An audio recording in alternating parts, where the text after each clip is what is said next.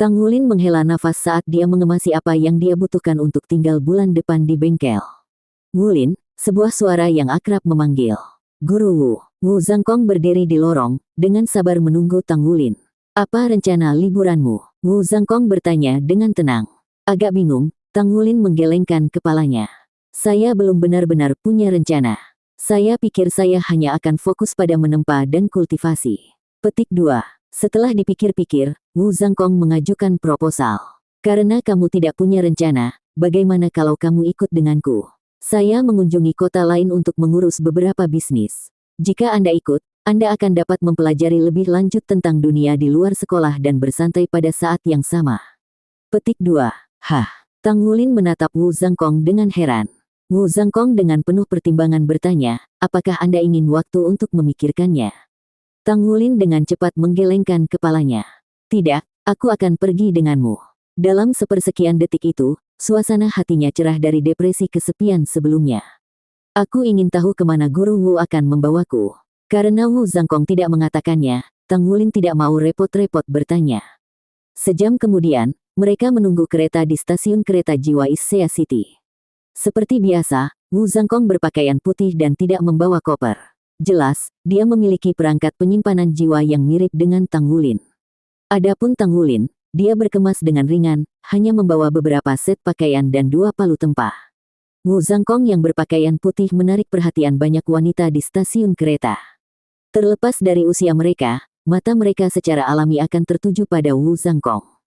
Cukup mengejutkan, ada beberapa gadis yang lebih muda yang memilih untuk melihat Tang Wulin sebagai gantinya. Daya tarik Tang Wulin berbeda dengan daya tarik Wu Zhangkong yang dewasa dan tampan. Matanya yang besar dan jernih serta aura tenang yang melampaui usianya dengan mudah menarik perhatian gadis-gadis seusianya. Hari ini, Tang Wulin mengenakan pakaian olahraga putih yang dia beli sendiri. Itu adalah pakaian termurah dari yang bisa dia temukan. Meskipun dia sama sekali tidak terluka karena uang sekarang, sifat hematnya bukanlah sesuatu yang dapat dia ubah dengan mudah.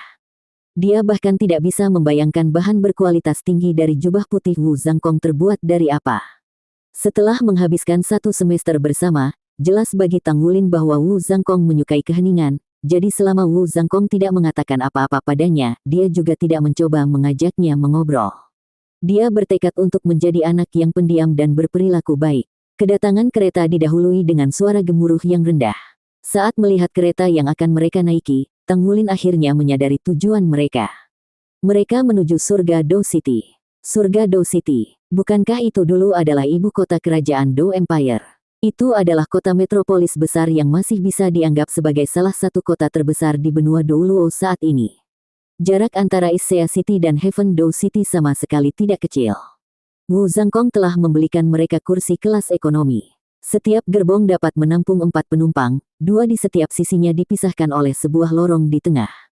Harga tiket yang murah terlihat dari betapa sempitnya gerbong tersebut. Tang Wulin baik-baik saja sejak dia masih kecil, tetapi kaki Wu Zhangkong yang panjang sudah bersandar di sandaran kursi di depannya. Sementara Tang Wulin duduk di dekat jendela, Wu Zhangkong telah mengambil kursi luar, bertindak sebagai penghalang manusia antara dia dan orang banyak lainnya. Di ruang terpencilnya, Tang Wulin merasakan rasa aman. Sini, Wu Zhangkong memberinya sebuah buklet. Tang Wulin dengan penasaran memeriksanya. Tidak ada satu kata pun di sampulnya, membuatnya menganggap itu buku catatan. Namun, ketika dia membukanya, ada gambar orang di samping banyak catatan. Apa ini, Guru Wu? Tang Wulin bertanya. Penyelidikan Sekte Tang terhadap latar belakangmu seharusnya tidak menimbulkan masalah, jadi aku memberimu buklet ini sekarang. Di dalamnya ada teknik budidaya Sekte Tang, metode surga misterius. Ini juga dapat digunakan untuk bermeditasi, jadi Anda juga bisa menyebutnya metode meditasi. Manfaat yang Anda peroleh darinya harus jauh lebih baik daripada apa yang Anda terima sekarang. Nanti, ketika Anda mempelajari teknik Sekte Tang lainnya, metode surga misterius ini akan menjadi fondasinya. Petik 2. Metode Sekte Tang. Mata Tang Wulin langsung bersinar karena kegembiraan. Sejauh ini, dia telah menggunakan metode kultivasi dasar yang disediakan oleh akademi, tetapi sekarang dia dapat menggantinya dengan metode dari Sekte Tang yang legendaris. Mempertimbangkan reputasinya, dia tidak meragukan kualitasnya. Namun, Wu Zhangkong harus memperingatkannya. Saat pertama kali bergabung dengan Sekte Tang, awalnya Anda hanya diperbolehkan mempelajari metode surga misterius karena itu adalah dasar dari segalanya. Hanya setelah membiasakan diri dengannya, Anda akan dapat berkultivasi dalam metode dan teknik lain dari Sekte Tang. Tetapi dalam kasus Anda, karena Anda masuk dengan lulus tes tingkat menengah, Anda juga dapat memilih satu teknik lagi untuk berkultivasi. Petik 2. Guru Wu, tunggu sebentar. Tang Wulin tiba-tiba menyela Wu Zangkong dan kemudian merendahkan suaranya. Bisakah kita benar-benar berbicara tentang metode Sekte Tang di tempat yang begitu ramai? Wu Zangkong menggelengkan kepalanya dengan acuh. Mereka tidak akan mendengar suara kita. Dengarkan dan lihat sendiri. Petik 2. Hah. Saat itulah Tang Wulin menyadari keheningan total yang mengelilinginya. Orang-orang terus memanjat ke atas kereta, tapi tidak ada satupun suara yang terdengar. Saat dia fokus pada lingkungannya, dia mengamati lapisan tipis kekuatan jiwa yang memisahkan mereka dari kerumunan. Apa ini? Tang Wulin kembali menatap Wu Zangkong dengan heran. Wu Zangkong dengan santai menjelaskan, ini hanyalah cara menggunakan kekuatan jiwa. Anda akan dapat melakukan ini setelah mencapai level tertentu juga. Sekarang kembali ke topik teknik Sekte Tang. Ada total 6 metode surga misterius, tangan giok misterius, naga penangkap bangau pengendali, lintasan membingungkan bayangan hantu, mata setan ungu, dan senjata tersembunyi 100 pemisahan. Di antara mereka, senjata tersembunyi 100 pemisahan telah menyatu dengan perkembangan teknologi perangkat jiwa dan dimasukkan ke dalam armor tempur unik Sekte Tang. Adapun 5 teknik lainnya, Anda masih akan mempelajarinya seperti biasa. Kamu bisa mempelajari satu teknik tambahan setelah lulus tes level menengah, tes level lanjutan, dan seterusnya. Jadi sekarang, Anda dapat memilih satu sama lain selain metode surga misterius. Saya pribadi menyarankan agar Anda memilih mata setan ungu. Ini adalah metode untuk menumbuhkan kekuatan mata Anda sekaligus meningkatkan kekuatan spiritual Anda. Mata adalah jendela pikiran, dan ini adalah cara termudah untuk meningkatkan kekuatan spiritual Anda. Kamu akan mendapatkan banyak keuntungan, jadi kamu harus memilih mata setan ungu. Petik 2. Baik, tatapan Tang Wulin berbinar. Itu adalah teknik Sekte Tang. Lalu, Guru Wu, kewajiban apa yang harus saya simpan untuk Sekte Tang sebagai imbalan? Tang Wulin bertanya. Wu Zangkong berkata, kamu harus menghafal dan mematuhi aturan Sekte Tang. Selama berhati-hati untuk tidak merusak salah satu dari mereka, status Anda sebagai anggota Sekte Tang akan dijamin. Di dunia ini, tidak ada yang datang dengan bebas. Jika Anda ingin meningkatkan posisi Anda di Sekte Tang, Anda harus berkontribusi pada sekte tersebut. Misalnya, Anda dapat menyelesaikan misi untuk mendapatkan beberapa poin kontribusi, yang kemudian dapat Anda tukarkan di sekte dengan banyak item berbeda yang tidak dapat diperoleh di tempat lain. Anda juga dapat menggunakannya untuk meningkatkan tingkat kontribusi Anda di sekte. Mengenai masalah mendokumentasikan poin kontribusi Anda, bahkan saat Anda membelanjakannya, total poin kontribusi Anda yang tercatat tidak pernah berubah. Dengan demikian, Anda dapat menyebut total nilai poin kontribusi efektif Anda. Saya akan menjelaskan hal-hal ini lebih detail nanti, tetapi yang benar-benar perlu Anda ingat sekarang adalah aturan Sekte Tang. Jika Anda melanggar salah satu dari mereka, hukuman paling ringan yang akan Anda terima adalah pengusiran dan harus mengembalikan semua yang Anda terima dari sekte. Dalam skenario kasus terburuk, ada hukuman yang jauh lebih keras dan lebih berat yang mungkin menyusul. Karena itu, perhatikan. Aturan pertama dari Sekte Tang, berbakti kepada sekte dan guru Anda. Yang ini sangat sederhana. Jangan bergabung dengan sekte atau organisasi lain dan Anda akan baik-baik saja.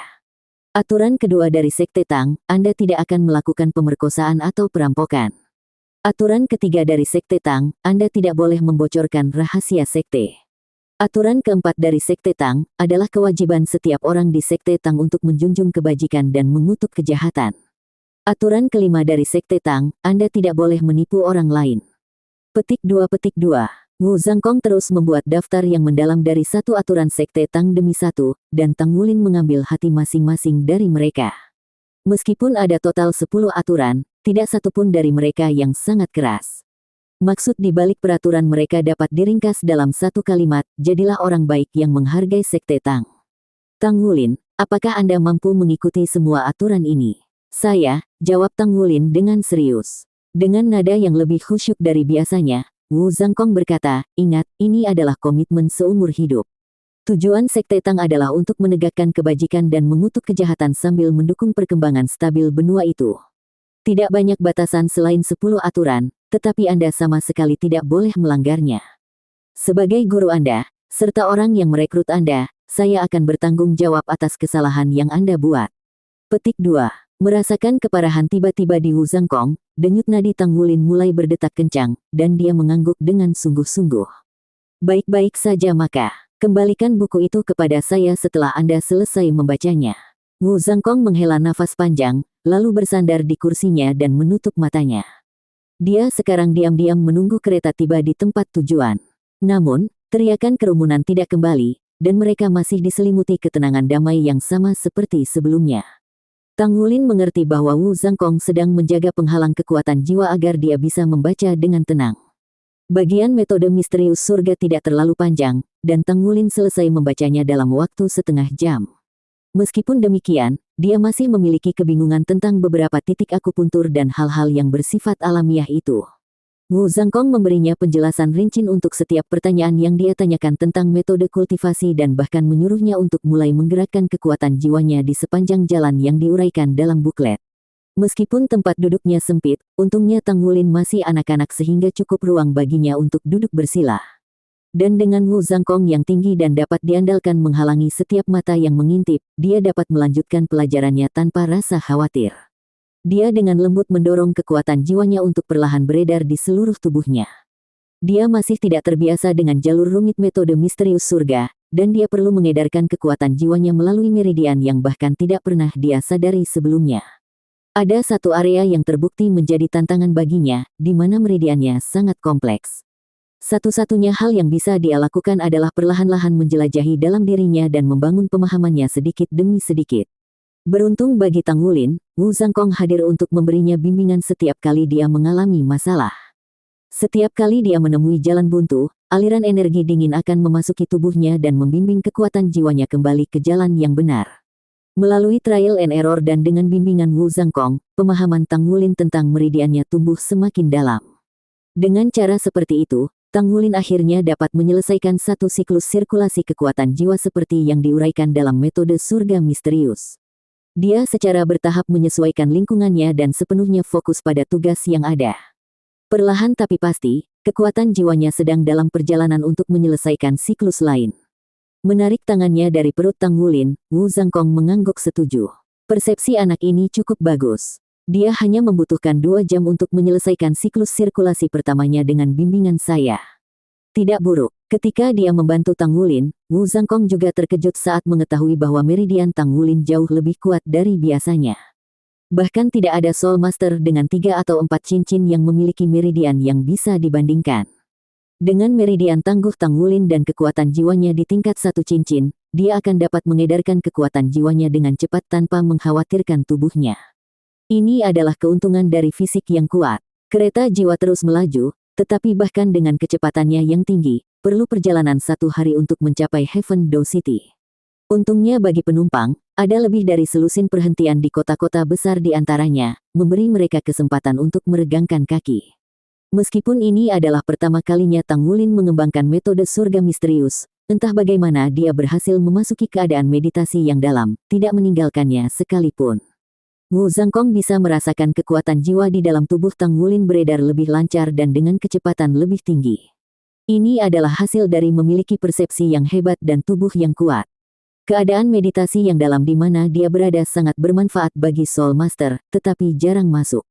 Wu Zhangkong sedikit ketakutan, dari kelihatannya, Tang Wulin mungkin bahkan tidak bangun ketika mereka tiba di tempat tujuan. Memasuki meditasi mendalam segera setelah ia diperkenalkan dengan metode misterius surga berarti ia akan keluar dari keadaan meditasi ini dengan pemahaman lengkap tentang metode tersebut dan manfaat optimal darinya. Dia tidak perlu membiasakan diri dengan metode ini lebih jauh. Wu Zhangkong mengangkat tangan untuk menghentikan petugas kereta yang lewat. "Halo, apa yang bisa saya bantu?" Mata pramugari kereta sedikit melebar melihat ketampanan Wu Zhangkong dan pipinya memerah. Suaranya jelas lebih manis sekarang dibandingkan saat dia berbicara dengan penumpang lain. "Maaf mengganggu Anda, tapi saya sedang mencari kondektur," kata Wu Zhangkong dengan nada dinginnya yang biasa. "Anda sedang mencari kondektur. Dia sibuk saat ini, jadi bisakah Anda memberitahu saya masalah apa yang Anda cari pertama kali? Mungkin saya bisa membantu Anda." Meski ketampanan sosok Wu Zhangkong telah membuat hatinya berdebar-debar, ia tetap mempertahankan profesionalitasnya. Kamu tidak akan bisa membantuku. Silakan minta kondektur untuk datang ke sini. Saat dia berbicara, Wu Zhangkong mengangkat tangan kanannya untuk mengungkapkan beberapa lingkaran cahaya mengambang. Kuning, kuning, ungu, ungu, hitam, hitam. 6 cincin jiwa naik dalam urutan ini. Mereka hanya terlihat oleh petugas karena dia saat ini diposisikan sedemikian rupa sehingga menghalangi pandangan orang lain. Ah, petugas itu tidak bisa membantu tetapi berteriak pada pemandangan yang mengejutkan itu. Setelah cincin jiwa menghilang dalam sekejap, Wu Zhangkong mengangguk singkat padanya. Di benua Douluo, ini adalah cara termudah untuk menunjukkan kekuatan seseorang. Cincin jiwa sama dengan kekuatan dan status. Tidak hanya Wu Zhangkong seorang kaisar jiwa 6 cincin, dia bahkan seorang ahli yang kuat yang memiliki sepasang cincin jiwa hitam 10.000 tahun. Bagaimana lagi petugas seharusnya bereaksi? Hei, kamu, jangan gunakan ketampananmu untuk memanfaatkan nona muda.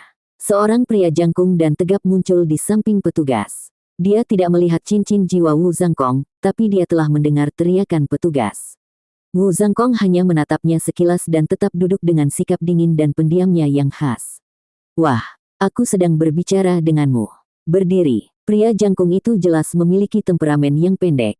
Tidak apa-apa, tidak sama sekali. Petugas kereta akhirnya tersadar dari linglung dan buru-buru menghentikan pria itu untuk mendekati Wu Zhangkong. Saya hanya terkejut dengan identitas mereka. Mereka benar-benar punya masalah penting untuk dibicarakan dengan kondektur. Terima kasih telah menjagaku, tetapi kamu dapat kembali ke tempat dudukmu sekarang. Petik 2. Pria jangkung itu menatap dengan ragu pada petugas sebelum tertawa nakal. Jangan takut, adik kecil. Saya tidak suka anak laki-laki cantik itu sejak awal. Jika dia berani mencoba apapun denganmu, beritahu saja kakak ini, dan aku akan membantumu menghukumnya. Petik 2. Tidak apa-apa, tidak apa-apa, petugas itu dengan cepat meyakinkan. Dia kembali ke Wu Zhangkong dan dengan hormat berkata, mohon tunggu sebentar. Saya akan segera memanggil kondektur. Petik 2. Menyatakan ini, dia buru-buru pergi. Mungkin itu karena sikap hormat pelayan terhadap Wu Zhangkong, tetapi pria jangkung itu tidak lagi mengganggu mereka. Tidak lama kemudian, petugas kembali, diikuti oleh seorang wanita paruh baya. Halo, saya kondektur kereta ini. Apa yang bisa saya bantu? Kondektur kereta berbicara dengan sangat sopan. Ini wajar saja. Di depannya adalah kaisar jiwa muda dengan 6 cincin. Mempertimbangkan usia dan kekuatan yang dia miliki, dia hanya bisa membayangkan seberapa tinggi statusnya dan dari klan hebat apa dia berasal.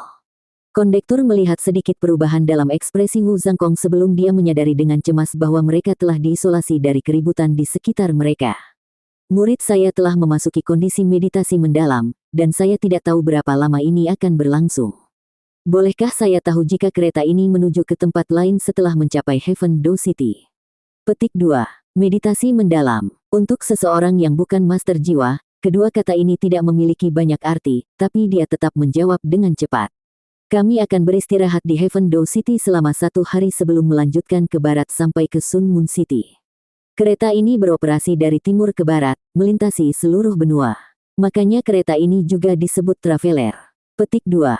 Wu Zhangkong mengerutkan kening. Lalu apakah mungkin berhenti di Heaven Do City untuk sementara waktu lebih lama? Kondektur membuat wajah canggung. Saya khawatir itu tidak mungkin. Banyak pelancong telah membeli tiket, jadi kami tidak akan menunda kesepakatan kami jika kami tidak melanjutkan. Petik 2. Mengangguk dalam pengertian, Wu Zhangkong berkata, oke. Saya mengerti. Kalau begitu aku akan memikirkan cara lain. Petik 2. Baik, maaf untuk ketidaknyamanannya. Jika ada hal lain yang bisa saya bantu, tolong beritahu saya, kata kondektur sambil tersenyum. Setelah dia pergi, pria jangkung sebelumnya berkata dengan jijik, lelucon macam apa ini? Kondektur datang namun kalian bahkan tidak berbicara sepatah kata pun. Petik 2. Seolah tidak mendengar keluhan pria itu, Wu Zhangkong memejamkan mata dan mengabaikannya.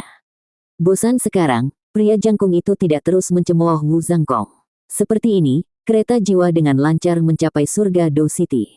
Kepada semua penumpang, mohon pastikan untuk mengambil semua bagasi Anda dan keluar dengan tertib. Karena ruangan yang sempit, kami meminta Anda untuk berhati-hati terhadap barang-barang Anda dan langkah Anda untuk mencegah agar tidak ada yang cedera.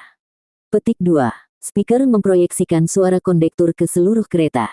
Penumpang berdiri satu persatu untuk menuju pintu keluar, tetapi Wu Zhangkong tetap diam. Tang Wulin masih dalam meditasi yang mendalam. Alisnya berkerut saat memikirkan rencananya. Tidak lama kemudian, hanya dia dan Tang Wulin yang tersisa di kereta. Petugas yang bertugas merapikan kereta berjalan mendekat dan dengan sopan berkata, "Kita sudah sampai di stasiun. Anda harus turun sekarang." Petik 2. Wu Zhangkong berdiri. "Saya ingin membawa kursi ini. Ini uang untuk mengkompensasi biaya." Dia mengeluarkan beberapa tagihan federasi saat dia berbicara. "Anda ingin membawa kursi ini." Pramugari kereta belum pernah bertemu penumpang yang begitu eksentrik sebelumnya. Apa yang dia maksud dengan membawa kursi bersamanya? Segera, Wu Zhangkong menjelaskan arti kata-katanya dengan gerakan sederhana. Riak cahaya biru menggenang di tangan Wu Zhangkong saat hawa dingin menyapu sekitarnya. Kilatan biru kemudian, petugas kereta terkejut melihat bahwa kursi dengan anak yang duduk di atasnya dengan mantap diangkat oleh pria berjubah putih itu. Membawa kursi hanya dengan tangan kirinya, dia mengambil langkah besar menuju pintu keluar kereta. Dia benar-benar membawa kursi itu. Astaga, dia melepaskan seluruh kursi. Petugas buru-buru mengeluarkan komunikator jiwanya. Kondektur, di sini, ada." Dan saat ini, Wu Zhangkong sudah meninggalkan kereta sambil membawa kursi yang diduduki Tang Wulin. Karena dia tidak bisa memaksa kereta untuk berhenti di sini, yang bisa dia lakukan hanyalah mengambil kursi dan Tang Wulin bersamanya. Dia mengisolasi Tang Wulin dalam gelembung kekuatan jiwa untuk mencegah gangguan apapun yang dapat menyebabkan penyimpangan dalam kultivasinya. Untuk saat ini, dia berencana segera meninggalkan stasiun kereta sebelum mencari penginapan untuk menginap. Tentu saja, begitu Wu Zhangkong turun dari kereta, dia menjadi pusat perhatian saat dia menggendong seorang anak yang duduk sendirian. Turis di sekitarnya semua tercengang saat satu pikiran terlintas di benak mereka, apa yang terjadi? Pada saat itu, alarm berbunyi ketika sekelompok petugas polisi dari stasiun kereta berlari dengan senjata laser jiwa di tangan. Membekukan, mereka membentuk barisan di depan Wu Zhangkong, menghalangi jalannya. Kepala polisi itu melangkah maju dan dengan sedih berkata, "Tuan, Anda telah merusak kereta umum dan membawa seorang anak. Silakan ikut dengan kami dan jelaskan diri Anda." Petik 2. Baik, Wu Zhangkong setuju tanpa sedikit pun perlawanan. Para petugas tercengang melihat tanggapan yang sedingin es dan tenang itu. Kesan mereka tentang dia berubah menjadi salah satu pria asing, tetapi ternyata mudah diajak bicara. Mereka sudah menyadari statusnya sebagai kaisar jiwa 6 cincin, sebuah eksistensi yang mustahil untuk mereka lawan, dan mereka hampir gemetar karena ketakutan. Untungnya bagi mereka, Wu Zhangkong tidak menolak dan benar-benar menurut. Masih membawa kursi yang diduduki Tang Wulin, Wu Zhangkong dikawal ke kantor polisi yang bertugas berpatroli di stasiun kereta Heaven Dao City. Seorang perwira yang mengenakan lencana kapten menyambut mereka dengan rombongan perwira yang lebih besar ditemani oleh sepasang misya raksasa yang tingginya melebihi 10 meter. Seluruh pasukan polisi yang bertugas berpatroli di stasiun kereta telah berkumpul di sini. "Halo, kamu adalah kaisar jiwa, benar?" Kapten memotong langsung ke pengejaran. Wu Zhangkong tanpa ekspresi saat dia menjatuhkan penyembunyian auranya, 6 cincin jiwa naik dari kakinya. Ditambah dengan 2 cincin jiwa hitam, sang kapten bingung menghadapi kekuatan aura Wu Zhangkong. "Salam, kaisar jiwa yang terhormat," kata kapten sambil membungkuk sedikit. Meskipun orang biasa dapat menggunakan perangkat jiwa sekarang dan memiliki kekuatan tertentu, mereka masih sadar akan celah yang tidak dapat diatasi antara mereka dan Soul Master sejati. Dan di atas segalanya, di hadapannya adalah kaisar jiwa. Bahkan untuk kapten polisi, ini adalah pertama kalinya dia bertemu dengan kaisar jiwa yang terhormat. Bagaimana mungkin dia berani tidak sopan? Cincin jiwa hitam berada pada tingkat 10.000 tahun, alam yang bisa membelah langit dan menghancurkan bumi. Bahkan dalam mimpi terliarnya, dia tidak akan berani menyinggung seorang ahli tingkat ini. Wu Zhangkong dengan singkat berkata, "Saya minta maaf karena telah mengganggu Anda, tetapi murid saya telah memasuki kondisi meditasi yang dalam dan tidak boleh diganggu. Karena itu, saya hanya bisa bertindak seperti itu. Jika memungkinkan, tolong berikan kami kamar yang tenang dan sedikit makanan dan air." Petik 2. Ekspresi aneh muncul di wajah semua petugas polisi. Mereka belum pernah menemui tersangka yang begitu keren sehingga dia benar-benar mengajukan tuntutan bahkan sebelum interogasi dimulai. Namun, yang lebih tidak terduga adalah bagaimana kapten segera menjawab, "Baik, tolong ikuti saya." Saya telah mendengar keadaan Anda dari kondektur dan telah meminta perintah kepada atasan, jadi ruangan yang tenang telah disiapkan untuk Anda. Mohon maaf karena saya berhati-hati. Bagaimanapun, Anda adalah individu yang sangat kuat. Petik 2. Memimpin. Wu Zhangkong bukan orang yang suka basa-basi. Seperti yang dijanjikan, ruangan yang disiapkan oleh kapten itu benar-benar sunyi. Bahkan jendelanya telah ditutup dengan bahan yang kedap suara. Makanan dan air kelas atas segera dikirimkan. Benar-benar tidak ada ruang untuk diabaikan saat berhadapan dengan kaisar jiwa. Sebenarnya, kepala polisi itu cukup diyakinkan ketika dia mendengar bahwa Wu Zhangkong telah meninggalkan setumpuk uang pada petugas setelah membelah kursi. Fakta bahwa dia bersusah payah membayar ganti rugi berarti bahwa dia tidak menyembunyikan kedengkian. Jika dia memang memiliki niat buruk, kepala suku pasti sudah lama meminta bantuan. Meskipun dia memiliki 2 misi standar yang menyapa Wu Zhangkong, mereka bahkan tidak bisa dianggap cocok untuk kaisar jiwa, apalagi yang memiliki 2 cincin jiwa hitam. Seorang master jiwa yang cukup kuat untuk memiliki jiwa hitam 10.000 tahun memiliki masa depan yang tak terbatas. Setidaknya, dijamin bahwa dia akan menerobos menjadi sage jiwa 7 cincin. Pada tingkat itu, statusnya akan sama dengan kepala eksekutif kota lapis kedua. Tang Wulin sama sekali tidak menyadari sekelilingnya saat dia membenamkan dirinya dalam keadaan meditasi mendalam ini. Dia merasa seolah-olah tubuhnya terentang tanpa henti untuk menyerap energi langit dan bumi, memberinya perasaan nyaman yang tak terlukiskan. Kekuatan jiwa di dalam dirinya dengan lembut bergelombang saat mereka membersihkan meridiannya. Sebagai gantinya, meridian secara bertahap menyerap kekuatan jiwa.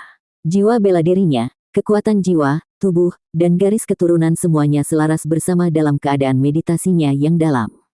Jenis situasi ini tidak akan memberikan lompatan besar dalam kekuatan dengan cara apapun, tetapi dalam proses harmonisasi ini, tubuhnya dipenuhi perasaan takjub.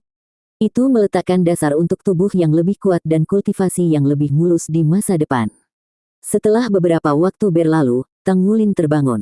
Saat dia membuka matanya, dia segera merasakan perubahan di tubuhnya, seolah-olah telah disempurnakan sepenuhnya. Menghembuskan nafas yang lemah, tapi panjang, gemuruh bergema dari tubuhnya saat kekuatan jiwanya menggeliat dan menembus ke setiap bagian tubuhnya. Perasaan kebebasan ini tidak mungkin untuk dijelaskan. Sangat nyaman, Tang Wulin dengan riang berseru. Sepertinya tidak ada perubahan apapun bahkan setelah kekuatan jiwanya kembali ke dantiannya. Nyatanya, sepertinya ada sedikit lebih sedikit dari sebelumnya. Namun dia jelas merasa bahwa kekuatan jiwanya telah mengeras beberapa derajat, memberinya gagasan bahwa jika dia menggunakan keterampilan jiwanya atau cakar naga emas sekarang, dia akan dapat menggunakannya untuk jangka waktu yang lebih lama. Di mana saya? Saat kekuatan jiwanya tenang, Tang Wulin akhirnya memperhatikan sekelilingnya. Hanya sedetik kemudian dia menemukan Wu Zhangkong sedang bermeditasi di dekatnya. Guru Wu, bukankah kita harus naik kereta? Apa ruangan hitam kecil tempat kita berada ini? Kamu sudah bangun. Tang Wulin dapat dengan jelas melihat mata Wu Zhangkong saat dia membukanya dalam kegelapan. Mereka sepertinya mengandung langit berbintang yang luas di dalamnya. Tang Wulin merasa seolah-olah jiwanya tersedot ke dalam mata yang dalam itu. Guru Wu, di mana ini? Kami sudah mencapai Heaven Do City. Karena kamu sudah bangun sekarang, ayo berangkat. Wu Zhangkong dengan cepat berdiri. Tang Wulin buru-buru mengikuti di belakangnya untuk keluar dari ruang hitam. Gemuruh keras tiba-tiba datang dari perut Tang Wulin. Rona merah padam segera mewarnai wajahnya, tapi dia masih gemetar karena kelaparan. Lapar, MN. Tang Wulin menunduk karena malu. Makanlah. Anda bisa makan semua makanan di kamar. Wu Zhangkong menunjuk ke makanan itu. Baru pada saat itulah Tang Wulin memperhatikan ada setumpuk makanan di lantai dan beberapa cangkir air. Tidak dapat menahan rasa laparnya, Tang Wulin mulai makan dengan lahap. Untuk pertama kalinya, Wu Zhangkong mengetahui kebiasaan makan Tang Wulin. Seperempat jam berlalu, dan bahkan ekspresi dingin Wu Zhangkong menjadi tumpul. Apa itu benar-benar pilihan yang tepat untuk membawa anak ini bersamaku? Hei, dia benar-benar makan terlalu banyak. Tang Wulin tidak sadar bahwa dia sebenarnya telah bermeditasi selama 7 hari penuh. Yang dia tahu hanyalah bahwa dia lapar dan perlu mengisi dirinya sendiri. Tak butuh waktu lama, tumpukan makanan bergizi tinggi itu lenyap ke dalam jurang yang menjadi perut Tang Wulin. Bahkan ketika yang tersisa hanyalah kemasan makanan, Tang Wulin masih dengan lapar menjilat bibirnya. Dia sebenarnya masih lapar setelah melahap lebih dari selusin kotak makanan. Ayo pergi, kata Wu Zhangkong dengan nada yang agak tidak jelas. Oh, sebuah tim penjaga dengan hormat mengawal mereka keluar dari stasiun kereta. Melihat pemandangan di sekitarnya, Tang Wulin akhirnya mulai memahami perbedaan skala antara kota kuno seperti Heaven Dao City dan Issea City. Heaven Dao City telah ada selama lebih dari 20.000 tahun, sejak era Martial Soul Hall. Ini adalah salah satu kota terbesar di benua dan bahkan memegang gelar kota terhebat di zaman kerajaan Dao Empire. Kekaisaran Sun Moon Pra-Federasi kemudian menganeksasi kerajaan Dao Empire dan mengubah kota surga Dao menjadi kota biasa. Tang Wulin ingat dengan jelas, bagaimanapun, bahwa kota itu didirikan di lokasi yang indah. Itu tepat di samping Great Star Dao Forest yang legendaris, yang dipenuhi dengan monster jiwa, dan cukup dekat dengan kota Shrek yang agung, dikatakan sebagai inti dari benua Dao Luo. Saya bertanya-tanya kapan saya bisa mengunjungi kota Shrek dan hutan Great Star Dao. Akan seperti apa? Heaven Dao City benar-benar berbeda dari Issea City. Tang Wulin mengira Heaven Dao City akan memiliki bangunan yang lebih tinggi dan lebih berkembang, tetapi hanya ketika dia melihat Heaven Dao City dia menyadari bahwa itu adalah imajinasinya sendiri. Kesan awalnya tentang kota itu adalah bahwa kota itu sederhana dan sederhana. Itu benar, sederhana dan jelas. Kota itu dipenuhi dengan bangunan bergaya zaman kuno, tapi yang paling mengejutkan adalah tidak ada satu gedung pencakar langit yang bisa dilihat. Hal tertinggi dalam pandangannya sebenarnya adalah beberapa pohon kuno yang menjulang tinggi. Guru Wu, mengapa tidak ada gedung pencakar langit di sini? Tang Wulin bertanya dengan tenang. Wu Zhangkong menjelaskan, Heaven Dao City adalah kota bersejarah. Untuk melestarikan nilai historisnya, kota memberlakukan peraturan bahwa bangunan tidak boleh melebihi tinggi 50 meter dan paling tinggi 10 lantai. Peraturan ini adalah alasan mengapa Anda akan melihat banyak pohon kuno yang lebih tinggi dari 50 meter daripada gedung pencakar langit. Petik 2. Banyak fanatik sejarah menyukai kota ini dan datang ke sini sebagai turis. Kota ini penuh dengan budaya dan sebenarnya tempat Sekte Tang pertama kali didirikan. Bahkan sekarang, ada cabang penting dari Sekte Tang yang terletak di sini. Petik 2. Rasa ingin tahu Tang Wulin terusik. Lalu bagaimana dengan markas Sekte Tang? Di mana itu? Wu Zhangkong menatapnya tajam. Markas. Tentu saja di kota Shrek. Petik 2. Oh, tiba-tiba menyerang Tang Wulin. Tepat sekali. Sekte Tang sangat kuat, jadi markas besarnya harus berada di kota super seperti kota Shrek.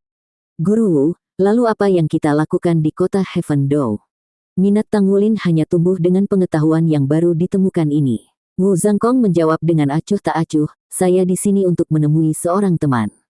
Setelah itu, saya akan membawa Anda ke beberapa tempat. Mari kita pergi. Duo ini tidak naik kendaraan lain, memilih untuk menjelajahi jalan-jalan bersejarah di Heaven Dao City.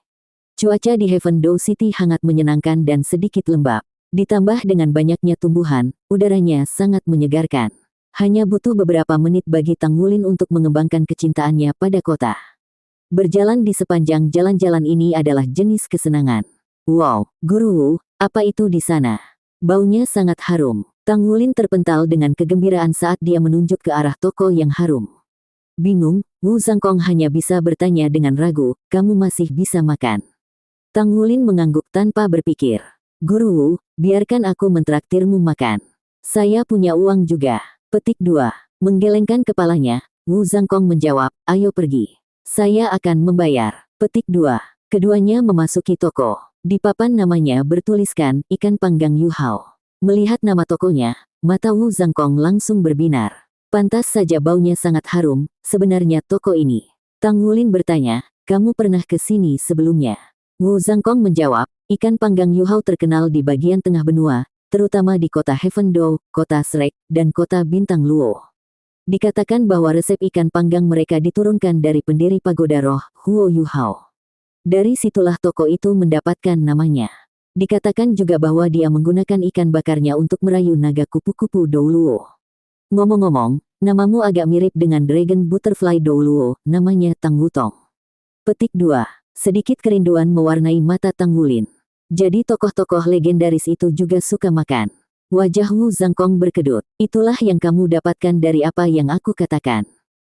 Tang Wulin dengan canggung menggaruk kepalanya saat dia mencoba menekan ketidaksabarannya untuk makan. Guru Wu, ayo masuk. Ikan panggang Yu Hao ramai dengan kebisingan. Meskipun tidak dapat dianggap sebagai restoran yang layak, toko tersebut dipenuhi oleh pelanggan yang menikmati aroma lezat ikan panggang. Keduanya duduk di pojok. Wu Zhangkong jelas pernah ke sini berkali-kali jadi dia memesan beberapa hidangan dengan cepat, tetapi dengan masukan Tang Wulin, dia akhirnya memesan 10 dari setiap hidangan. Ikan panggang terasa paling enak setelah selesai dipanggang. Kulitnya renyah namun memiliki daging yang empuk dan gurih. Keharuman yang ringan dan kaldu ikan yang lembut berpadu untuk menciptakan salah satu makanan lezat dunia. Untuk sekali ini, Tang Wulin bisa makan sampai dia kenyang. Meskipun dia bisa makan banyak di ruang makan akademi, hanya ada satu masalah dengan makanannya, rasanya hanya enak. Setiap makan yang dia makan di ruang makan hanya untuk mengisi perutnya dan tidak lebih. Namun, setiap gigitan ikan panggang adalah kebahagiaan murni. Wajah Tang Wulin memerah karena ikan panggang yang lezat. Cahaya pemberani berkelap-kelip di matanya, seolah dia siap makan lidahnya sendiri bersama ikan. Setelah makan 2 ikan panggang dengan anggun, Wu Zhangkong mengalihkan perhatiannya ke pertunjukan makan Tang Wulin. Totalnya 91 ikan, harganya, Wu Zhangkong telah mendapatkan bonnya. Terima kasih, Guru Wu. Tang Wulin sangat segar setelah makan begitu banyak sehingga dia benar-benar ingin makan lagi. Wu Zhangkong hanya menatapnya. Pasti sulit bagi keluargamu untuk membesarkanmu. Hanya setelah menatap kosong pada Wu Zhangkong sejenak, Tang Wulin menyadari bahwa Wu Zhangkong berarti kemampuannya untuk makan. Guru Wu benar-benar tahu bagaimana menceritakan lelucon. Guru, apa yang akan kita lakukan sekarang? Kami akan mencari tempat tinggal dulu. Anda berada dalam meditasi mendalam selama 7 hari. Setelah mandi dan berganti pakaian baru, kita akan keluar lagi, kata Wu Zhangkong. Baik, penginapan yang dipilih Wu Zhangkong sama sekali tidak mewah, sebenarnya, itu sangat sederhana. Satu-satunya kelebihannya adalah bersih. Wu Zhangkong hanya menyewakan 1 kamar dengan 2 tempat tidur. Hal pertama yang dilakukan Tang Wulin adalah mandi dan mandi santai. Dia berganti menjadi 1 set pakaian bersih dan merasa benar-benar segar. Wu Zhangkong membutuhkan waktu sedikit lebih lama dari Tang Wulin untuk mandi sebelum berganti menjadi 1 set jubah putih yang hampir identik. Jubah putihnya berkibar sementara rambut panjangnya tersampir di belakangnya. Dia sudah menggunakan kekuatan jiwanya untuk menguapkan air di rambutnya. Jejak melankolis menyapu matanya saat dia mengintip keluar jendela. Tang Wulin merasa bahwa saat dia memasuki kota Heaven Do, ada perubahan dalam Wu Zhangkong. Meninggalkan penginapan, Wu Zhangkong memilih melanjutkan perjalanan dengan berjalan kaki. Namun jelas terlihat bahwa langkah mereka semakin cepat. Wu Zhangkong memimpin Tang Wulin dengan keakraban di sepanjang jalan berliku yang berangsur-angsur berubah dari keramaian yang ramai menjadi keceriaan yang tenang. Kemana tujuan kita? Berbelok ke jalan kecil dan sempit, bahkan ada lebih sedikit orang yang bisa ditemukan.